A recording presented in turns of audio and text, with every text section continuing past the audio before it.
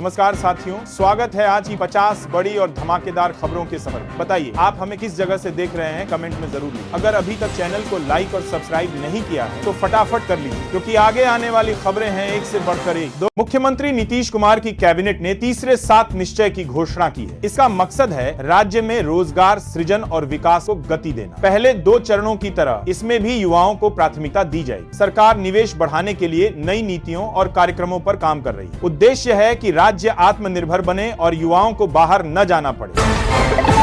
Reliance consumer products ने 75 साल पुराने ब्रांड SIL को रीलॉन्च किया है। यह कदम कंपनी के फूड बिजनेस में विस्तार की दिशा में बड़ा कदम माना जा रहा है। अब सिल ब्रांड के तहत नूडल्स, जैम, केचप, सॉस और स्प्रेड बाजार में आएंगे। रिलायंस का लक्ष्य है कि वह FMCG सेक्टर में भी HUL और नेस्ले जैसी कंपनियों को चुनौती दे। विशेषज्ञों का मानना है कि यह कदम फूड सेक्टर में नई प्रतिस्पर्धा लाएगा।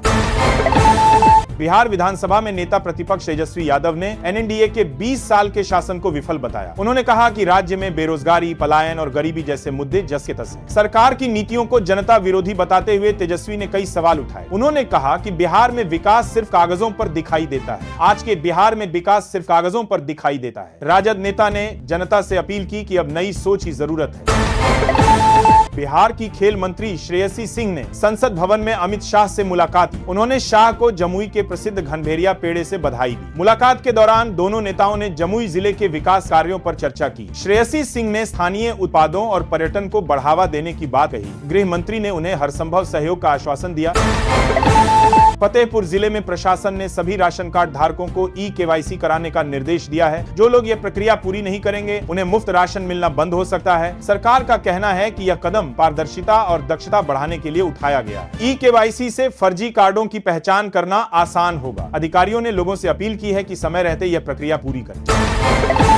भाजपा अध्यक्ष JP नड्डा ने कहा कि विपक्ष वोट बैंक की राजनीति में उलझा हुआ है। उन्होंने सवाल किया कि क्या हम घुसपैठियों को वोटर लिस्ट में शामिल करें। नड्डा ने चुनाव प्रक्रिया की पारदर्शिता पर जोर दिया। उन्होंने कहा कि भाजपा साफ सुथरी राजनीति में विश्वास रखती है। नड्डा ने विपक्षी दलों को फिसड्डी बताते हुए उन्हें आत्ममंथन की सलाह दी।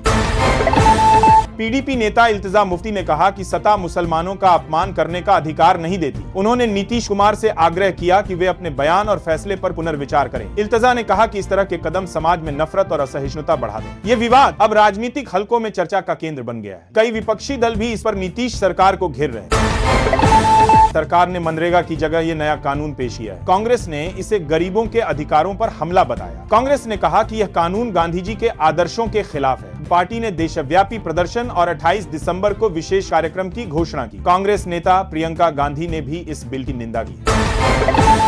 फरीदाबाद में एक ई-व्हीकल को प्रदूषण चालान काटा गया। इस घटना ने पूरे सिस्टम पर सवाल खड़े कर दिए। लोगों ने कहा कि इलेक्ट्रिक वाहन से उत्सर्जन ही नहीं होता। ट्रैफिक विभाग ने जांच की बात कही। ये घटना सोशल मीडिया पर तेजी से वायरल हो रही है। रेशम निदेशालय के परिसर में 75 लाख की लागत से सेंटर ऑफ एक्सीलेंस बन रहा है। यह योगी सरकार की सिल टू सेल योजना का हिस्सा है। इससे किसानों और बुनकरों को बड़ा फायदा होगा। राज्य सरकार रेशम उत्पादन को रोजगार का नया साधन बनाना चाहती है। काम तेजी से चल रहा है और अगले साल इसे शुरू करने का लक्ष्य रखा गया है। समाजवादी पार्टी अध्यक्ष अखिलेश यादव ने लखनऊ में बड़ा बयान दिया। उन्होंने कहा कि अब सपा भाजपा को हराने का तरीका सीख चुकी है। इंडी गठबंधन पूरी तरह एकजुट है और जनता उनके साथ है। अखिलेश ने कहा कि आने वाले चुनाव में भाजपा को कड़ी टक्कर मिलेगी। उन्होंने गठबंधन को मजबूत बनाए रखने की अपील भी की। साइबर ठग ने व्यापारी को झूठे आरोप में फंसा दिया था। ठग ने खुद को पुलिस अधिकारी बताकर घर में डिजिटल अरेस्ट किया। वो व्यापारी से आधार, पैन और बैंक डिटेल्स मांग रहा था। बेटी ने शक होने पर दरवाजा तोड़कर पिता को बचाया। पुलिस अब साइबर ठगों की तलाश में जुट गई है। दोस्तों, प्रदूषण से बचाव के लिए सिर्फ सरकार पर निर्भर मत रहें। नाक और गले की परत सूखने से सांस की दिक्कत बढ़ जाती है। गर्म भाप लेना शरीर की नमी वापस लाता है और म्यूकस ढीला करता है। यह घरेलू उपाय प्रदूषण के असर को काफी कम कर सकता है। इसलिए हर दिन थोड़ी भाप जरूर लें और खुद को सुरक्षित रखें। राष्ट्रवादी कांग्रेस पार्टी की सांसद सुप्रिया सुले ने ईवीएम के विरोध पर सवाल उठाया। उन्होंने कहा कि वह खुद 4 बार ईवीएम से चुनाव जीत चुकी हैं। इस बयान से उनकी पार्टी के अंदर मतभेद उभर आए हैं। कांग्रेस को भी इस बयान से झटका लगा है। दूसरी बयान में उन्होंने कहा कि मुद्दा ईवीएम नहीं बल्कि पारदर्शिता की गारंटी है।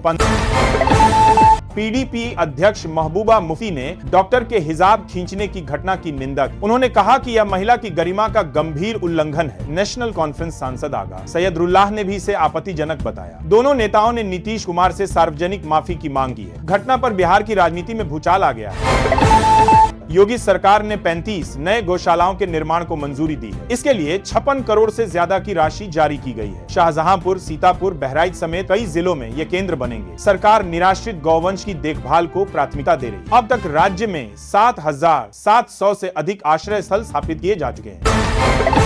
60 वर्षीय महिला को इमिग्रेशन प्रक्रिया के दौरान हिरासत में लिया गया। वह 30 साल से अमेरिका में रह रही थी और ग्रीन कार्ड इंटरव्यू देने गई थी। मामले ने भारतीय समुदाय में चिंता बढ़ा दी है। लोगों का कहना है कि कानून लागू करने के नाम पर संवेदनशीलता गायब है। अब भारतीय दूतावास भी इस पर नजर रखे हुए है।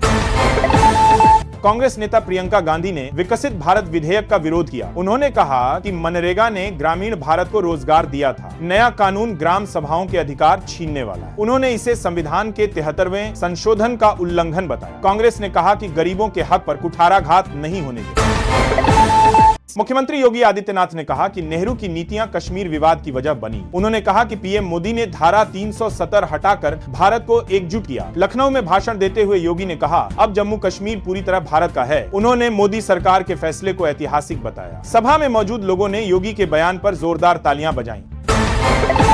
दिल्ली की राउज एवेन्यू कोर्ट ने सोनिया और राहुल गांधी के खिलाफ आरोप पत्र पर संज्ञान नहीं लिया। इससे दोनों को तत्काल राहत मिली है। यह मामला राजनीतिक गलियारों में चर्चा का विषय बन गया है। कांग्रेस ने इसे न्याय की जीत बताया। वहीं भाजपा ने कहा कि अभी केस खत्म नहीं हुआ। हवा थमने से कोहरा और धुंध ने शहर को घेर लिया। दृश्यता 450 मीटर तक गिर गई और वाहनों की रफ्तार धीमी पड़ी। नोएडा का AQI 443 और ग्रेटर नोएडा का 449 दर्ज हुआ। यह स्थिति 17 दिसंबर तक बनी रह सकती है। विशेषज्ञों ने बुजुर्गों और बच्चों को सतर्क रहने की सलाह दी है। हिजाब खींचने की घटना पर जब विपक्ष ने नीतीश को घेरा तो पप्पू यादव उनके बचाव में उतरे। उन्होंने कहा कि यह बाप और बेटी जैसा भाव था, इसमें राजनीति नहीं देखनी चाहिए। पप्पू यादव के बयान ने नया विवाद खड़ा कर दिया है। विपक्षी दलों ने इसे महिलाओं का अपमान बताया। अब यह मामला बिहार की राजनीति में बड़ा मुद्दा बन गया। नाटीपुरा इलाके में सुरक्षा बलों ने बड़ी कार्रवाई की। कब्रिस्तान से AK-47 के जिंदा राउंड, ग्रेनेड और बारूद बरामद हुआ। सूत्रों के अनुसार यह आतंकियों का छिपाने का ठिकाना था। सुरक्षा एजेंसियां अब इसके नेटवर्क की जांच कर रही हैं और यह भी काम इलाके में अलर्ट जारी कर दिया गया है। मुख्यमंत्री ने हांसी को राज्य का 23वां जिला घोषित किया। इससे प्रशासनिक कार्यों में तेजी आने की उम्मीद है। अधिसूचना 1 हफ्ते में जारी की जाएगी। सरकार का कहना है कि इससे स्थानीय लोगों को सुविधा होगी। नए जिले के गठन से विकास कार्यों में पारदर्शिता आएगी। प्रधानमंत्री फसल बीमा योजना में बड़ा फर्जीवाड़ा सामने आया है। जालसाजों ने किसानों की जगह नदियों और पहाड़ों की जमीन पर बीमा करवाया। मध्य प्रदेश, राजस्थान और बिहार के लोगों के नाम पर भी बीमा हुआ। अब तक 19 लोगों को जेल भेजा जा चुका है। सरकार ने जांच एजेंसियों को इस घोटाले की तह तक जाने का आदेश दिया है। उत्तर प्रदेश के औरैया जिले में एक मुस्लिम युवक ने नाम बदलकर मंदिर में तिलक लगाने का काम शुरू किया था। वह श्रद्धालुओं से जबरन पैसे वसूलता था। लोगों को शक हुआ तो उसकी असली पहचान उजागर हुई। पुलिस ने तुरंत कार्रवाई करते हुए उसे गिरफ्तार कर लिया। पूरे मामले की जांच जारी है और अन्य साथियों की तलाश हो रही है। नूह पुलिस ने ऑनलाइन ठगी करने वाले 5 आरोपियों को गिरफ्तार किया। ये लोग फर्जी कॉल और लिंक भेजकर पैसे ऐंठते। गुप्त सूचना के आधार पर टीम ने छापा मारकर इन्हें दबोचा। पुलिस अब इनके नेटवर्क की जांच कर रही है। अधिकारियों ने कहा कि जल्द ही बड़े गिरोह का पर्दाफाश किया जाएगा। अगर आप अभी तक वोटर फॉर्म नहीं भर पाए हैं तो चिंता की जरूरत नहीं। चुनाव आयोग ने 26 दिसंबर तक की नई समय सीमा दी है। लोग ऑनलाइन या ऑफलाइन दोनों माध्यम से आवेदन कर सकते। उद्देश्य है कि कोई भी योग्य नागरिक मतदाता सूची से वंचित न रहे। अधिकारियों ने लोगों से अधिक पंजीकरण कराने की अपील की। बिजली विभाग के समारोह में मंत्री सम्राट चौधरी द्वारा पत्र बांटे गए। कार्यक्रम में सिर्फ पुरुष उम्मीदवार दिखे, जिससे महिला भागीदारी पर सवाल उठे। यह घटना बुर्का विवाद के बाद सामने आई है। वीडियो सोशल मीडिया पर वायरल हो गया। विपक्ष ने इसे सरकार की पक्षपातपूर्ण मानसिकता बताया। मासूम बच्ची अस्पताल में दर्द से तड़पती रही, लेकिन दवा नहीं मिली। विधायक के बेहतर स्वास्थ्य व्यवस्था के दावे झूठे साबित हुए। परिजनों ने लापरवाही का आरोप लगाया। स्थानीय प्रशासन ने जांच के आदेश दिए। लोगों ने स्वास्थ्य विभाग की जिम्मेदारी तय करने की मांग की है।